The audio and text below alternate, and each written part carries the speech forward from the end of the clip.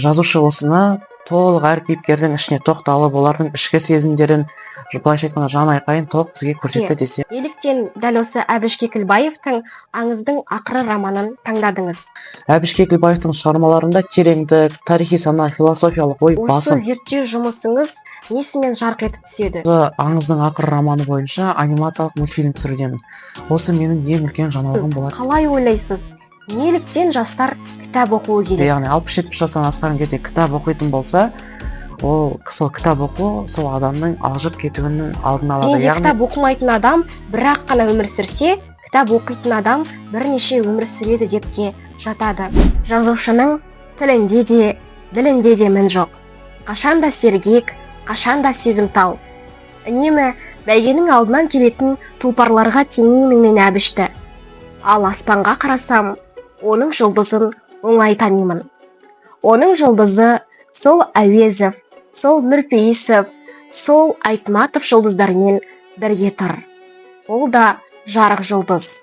Мәңгі жанатын жұлдыз, деді Тұманбай Молдағалиев. Тыңда, ойлан, бөліс, сөздің мағынасын түсінетін, терең ойлауға дағдыланған жастарға арналған кеңістік.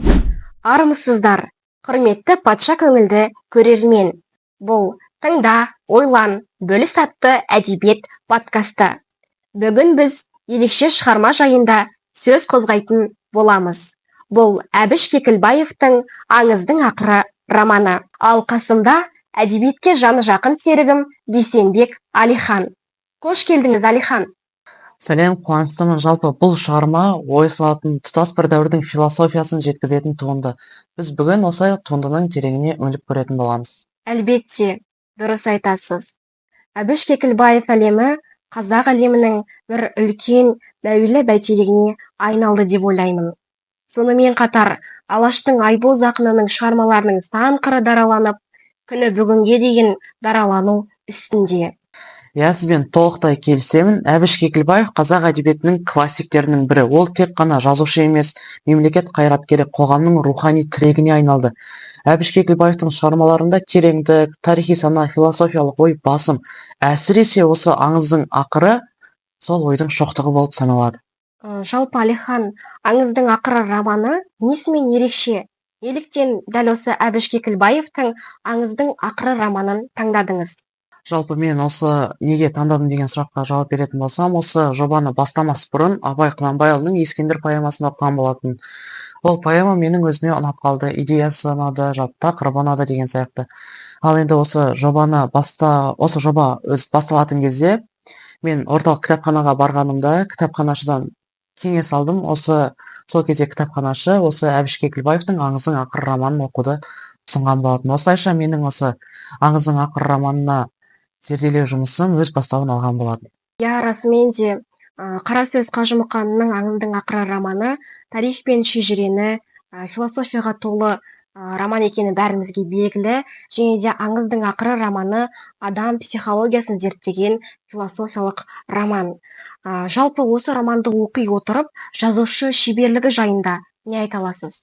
Жалпы жазушы шеберлігі өте жоғары деңгейде, айтсам мен қателеспеспін. Бұл шығарманың жазушы шеберлігінің биіктігі соншалықты, тіпті Әбіш Кекілбаев бұл шығармасында психологизм, символизм, философиялық ой және де романтизм тарапынан жеке көңіл бөлген болатын. Оларға тоқталып өтетін болсақ, жалпы символизм дегенімізге тоқталайық.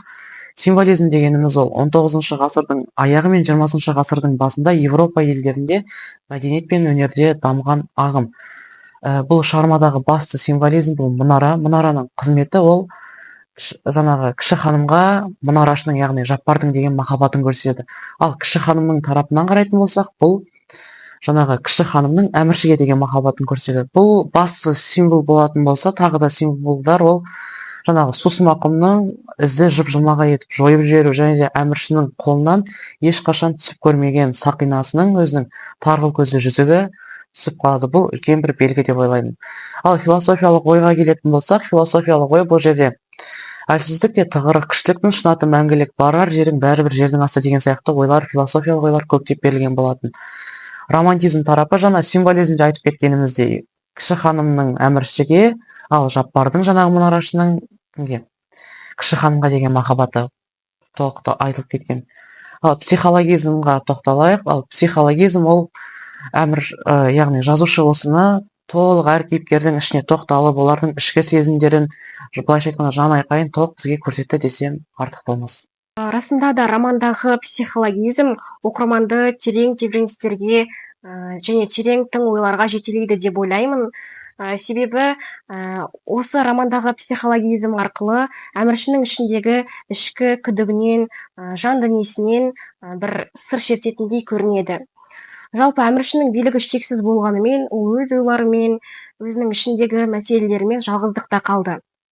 Жалпы аңыздың ақыры романы өте көп зерттелген роман екені белгілі, иә? Жалпы осы романыңыз қайталанып кетеді деп ойламадыңыз ба? Сізде сондай бір күдік пайда болмады ма? Және де қалай ойлайсыз, осы зерттеу жұмысыңыз несімен жарқ етіп түседі?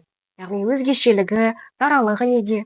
Жаңағы сұрағыңызға жауап беретін болсам, менде ондай күдік тіпті ұяламады, мен оны ойламадым да. Енді жалпы қанша қайталанса да, әр адамның өзінің ойы өзінде ғой, ол қанша ұқсас болса да, тіпті идеясында бір айырмашылық болады деген ойдамын. Ал несімен жарқ етеді деген жауабыңызға, несімен ерекше дегенге, мен осы аңыздың ақыры романы бойынша анимациялық мультфильм түсірудемін. Осы менің ең үлкен жаңалығым болады деп ойлаймын. Мәссаған, демек қазіргі таңда анимациялық мультфильмді жасап жатырсыз, иә? Осы анимациялық мультфильмді жасауда қандай да бір қиындықтар туындап жатыр ма? Және де қандай қосымшалар арқылы жасап жатырсыз? Соған тоқталып кете аласыз ба? Қиын, әрине, бұл оңайлыққа соқпайды, бірақ қандай қиыншылық болса да біз оған төтеп беруіміз керек деп өз басым ойлаймын. Ал қандай қосымша деген жауабыңызға, иллюстратор және де фотошоп деген бағдарламалар арқылы жасаудамын. Әрине, бұл екеуі ғана, негізі олардың саны бұдан біршама көп. Жарайсыз, Алихан. Жалпы осы анимациялық мультфильміңіз ойдағыдай шығуына тілектеспін. Осы романды Абай Құнанбайұлының Ескендір поэмасымен салыстырған екенсіз. Не үшін салыстырдыңыз, тоқталып кете аласыз ба? Немесе идеясынан қандай да бір ұқсастық байқадыңыз ба?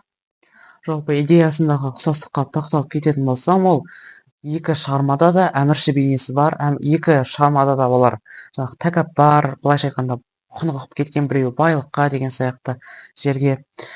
Ал енді осы тағы да ұқсастықтары, ол дүниенің соңына жете алмайсың, дүниенің соңын қуған адам, былайша айтқанда, бұл өмірдің мәнінен де құр қалады деп ойлаймын. Сол ұқсастықтарының басты ұқсастығы сол әміршілердің құнығуы мен осы дүниенің соңына жете алмауы болып табылады. Иә, Алихан, сізбен толықтай келісемін. Өйткені Әбіш Кекілбаев өз туындыларын тек қана тарихи деректерге сүйене отырып қана жазып қоймай, сонымен қатар тек өзінікін ғана дұрыс деп есептейтін, ешкіммен санаспайтын қатал әмірші билеушілердің бәрібір де түптің түбінде жалғыздық пен азушылыққа жолығатынын бір меңзегендей ой қалдырады деп ойлаймын.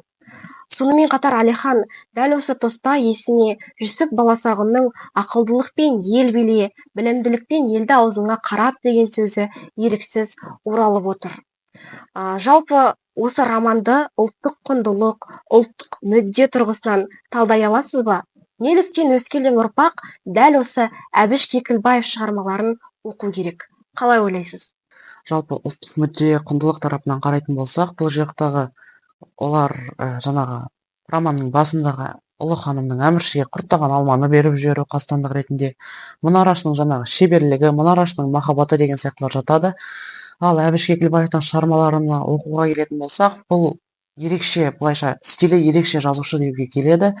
Өзінің жаңағы жазуымен, былайша айтқанда, оқушыны, оқырманды баурап алады десек қателеспейміз. Жақсы. Сонымен қатар, Алихан, қалай ойлайсыз, романда қандай трагедиялық элементтер бар? Басты трагедиялық элементке келетін болсақ, ол жаңағы әмірші Жаппардың, яғни Мұнарашының көзін ойып алып, аса қастандықпен оны зынданға тастайды. Былай біз оған оқи отырып қарасақ, бұл өте ауыр жаза десек те келеді. Және де тағы да бір трагедиялық оқиға, ол жаңағы сол Жаппармен болған оқиға таралып кетпеу үшін әмірші өзінің бас уәзірін зынданға тастаған болатын.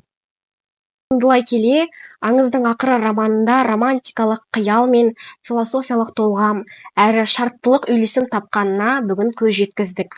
Және де 90 ауыз сөздің тобықтай түйіні ретінде әдебиет сыншысы Төлеген Тоқбергеновтың аңыздың ақыры қалай да әдебиеттің роман жанрындағы үлкен жаңалықтарының бірі деген сөзімен аяқтауды жөн санаймын. Және де ең соңғы сұрағымыз болсын. Алихан, қалай ойлайсыз, неліктен жастар кітап оқуы керек? Енді жастар елдің үміті дейді ғой. Алайда сол біздің үмітіміз өкінішке орай қазіргі статистика бойынша өте төмен болып тұр. Себебі қазіргі жастар қауымы кітап оқудан қалған. Жалпы оқырман үшін кітап оқу адам үшін өте пайдалы өмірінде. Кітап оқу арқылы адам өзінің жаңағы логикасын, ойлау қабілетін дамытады, өзі сондай бір тереңінен үңіліп қарайтын болады. Жалпы қызықты факт айтатын болсам, адам жаңағы қартайған кезде, яғни сол үшін де мен қазіргі жастардың бәрін кітап оқуға шақырамын.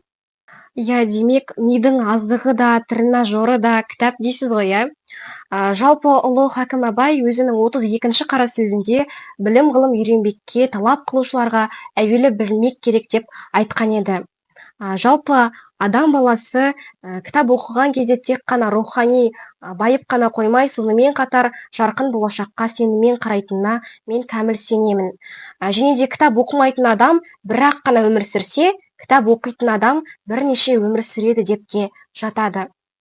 Жалпы Алихан, осы подкастқа қонақ болып келгеніңізге сізге көп рахмет. Алдағы жұмыстарыңыздың табысты болуына тілектеспін. Осылай шақырғаныңыз үшін мен өз алғысымды білдіремін. Осындай жарқын жүздесулеріміз көп болсын.